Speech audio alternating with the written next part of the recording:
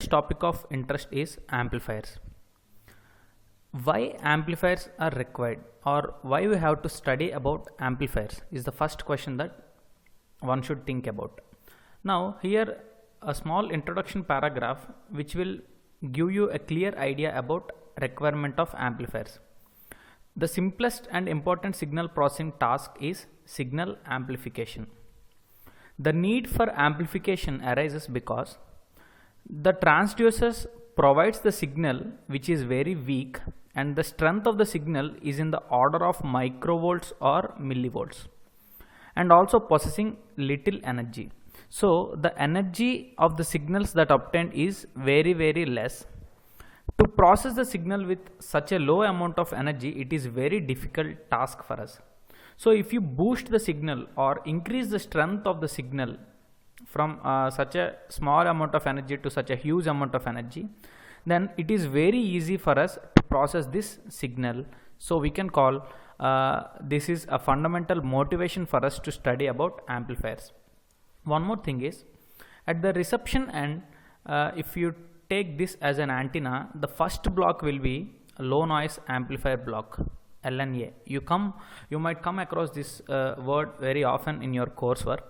Low noise amplifier, in the sense, amplifier is not only a block or not only a system which amplifies the strength of the signal or increase the strength of the signal, but also suppress the noise. It will also cancels the noise. So this is also one of the most important application of using an amplifier. Now if you look at this figure, this is a circuit symbol of an amplifier. This is an input port and this is an output port. You can also look at some circuit symbols. There will be a ground connection here, representing that if you take a BJT, MOSFET or other type of devices, there are 3 terminals present. So if you consider this as input port and output port, what you have to do with the third terminal? You have to ground that, right? So with that we can go to different configurations like CE configuration, CB configuration and CC configuration, but we are going to discuss that about in the future upcoming videos. Now if you look at this plot, this is output versus input, also called as characteristics of linear amplifier. I used the term linear amplifier because the amplifiers can be classified as linear and non-linear. In the linear amplifier, if you look at any instant, the input is proportional to output linearly, means the slope or the gain is constant. You can take like that. In the non-linear amplifiers, what you are going to see is the characteristics of an amplifier. If you take y-axis as V0 and x-axis as Vin, if the characteristics of an amplifier is somewhat like this, non-linear characteristics, then what you will do is you will consider a small portion called piecewise analysis or piecewise small portion. This portion, if you look, this portion will look linear, and if you decrease the signal or if you make the signal very small signal, in the sense the strength of signal is much less than the thermal voltage, that is around 26 millivolts or comparable to this thermal voltage.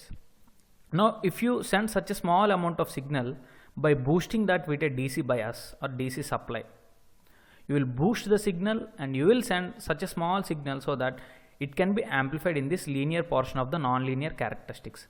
So this is how we will deal with non-linear amplifiers, but our topic is not presently about non-linear amplifiers. So let's get to the topic of our discussion.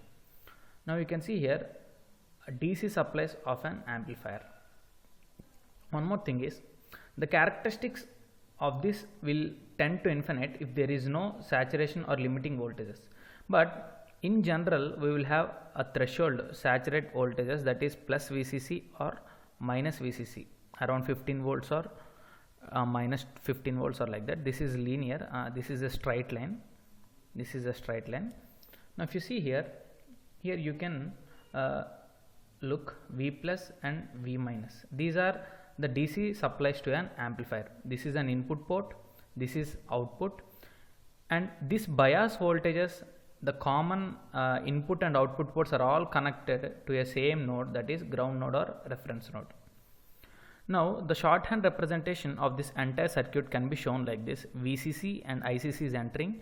Now if you take IE in the opposite direction, it will be minus IE into the voltage is also negative, so minus VE. I will use this a little later. So now the power supplied by this DC source is VCC into IC plus VE into IE, because minus and minus will get cancelled and you will get finally VCC into IC plus VE into IE. Why I am explaining this means, if you take an amplifier, this is input end and this is output end, you are giving such a less amount of energy signal, low energy signal, but you are getting highly energized or amplified version of the signal. So from the law of conservation of energy, energy neither created nor destroyed, then how you are adding such a huge amount of energy to the small signal? It's entirely because of these DC supplies, plus VCC and minus VCC. So the power or the energy of the output signal is entirely due to this DC supply. So discussing about the power relation of the DC supplies is very important. So that's why we are dealing with this point. Now if you see at the input end, the power of DC bias supplies or the power supplied by these supplies plus the input power will combinedly result in the power delivered to the load and the power dissipated across different components. So now this equation makes sense. One more thing, if you look at this figure, this portion of characteristics are called as linear characteristics, and here it got saturated at L plus and L minus. Now here there are two different types of signals shown, that is 1 and 2. The first signal is in the range of this linear portion. Here it is lying in this range. Now the output is amplified version but not clipped, so it is also in the linear portion range. Now if you look at the second signal, this portion of or this amount of input signal is beyond the linear portion, so you can see that the output waveform got clipped. The output waveform got clipped. See, output peak clipped due to saturation. So even though the signal got amplified, even it is amplified, but it is of no use. Why? Because even though the signal got amplified, we are not getting the signal that is transmitted at input. The shape of input signal is somewhat sinusoidal, but the output is like this. So even though it got amplified, the signal changed its orientation, so it's of no use. That's why what is the range of input to be applied to avoid clipping? So now this equation will give you handy. V output equal to gain times of V input. Now the range for input lies between V out by A plus or minus. Why? Because the inputs should be in this linear portion. Now you focus on x-axis, this portion, L plus by AV to L minus by AV. If the input is in this portion, then the output will be linear and it will get amplified. Now before concluding the lecture, let me explain a few things about cascading of amplifiers. If two or more amplifiers connected in this fashion, then this connection, this is amplifier 1 and this is amplifier 2, this is called as cascade connection. Now why cascade connection? Why cascade connection? Now if I give a bunch of components to you, and I asked you to design an amplifier of a certain amount of gain, and for time being, let us assume I asked a huge amount of gain, amplifier to be designed.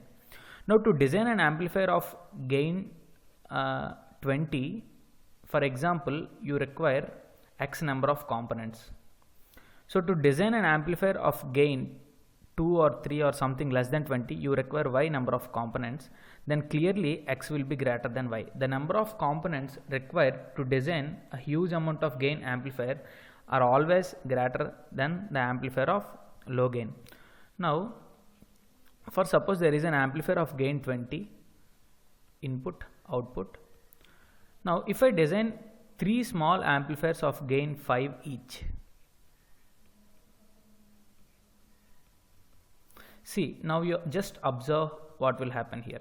The overall gain is 5 into 5 into 5, which is 125. But here the overall gain is just 20. Now what I am trying to say is, to get a huge amount of gain, it's more comfortable and handy to design amplifiers of low gain. So one more important thing is, the gain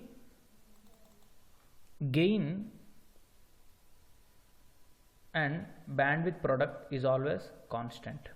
There will be always trade-off between these two. That means if you want a high gain amplifier, you should get compromise with bandwidth. If you want high bandwidth, then you should get compromise with gain. So now by using this cascade connections, how we can modify this? If there is an amplifier of gain 10, you say input output, it will have some bandwidth, some X. Now if I design two amplifiers of gain 2 and 5, the overall gain is same, again 10, but the bandwidth here will be more, here also it will be more. So overall bandwidth will be greater than X. So in this way, by using cascade connections, you can improve the bandwidth of the overall amplifier system. Now then, what is the drawback of cascade connections? Now if you connect two amplifiers in this fashion, amplifier 1 and amplifier 2, this is my input and this is my output. There will be an input operating point of this amplifier 1 and output operating point, and for amplifier 2 also there will be input operating point and output operating point. Now there should be matching between these two for perfect amplification, for output operating point of first amplifier and input operating point of second amplifier.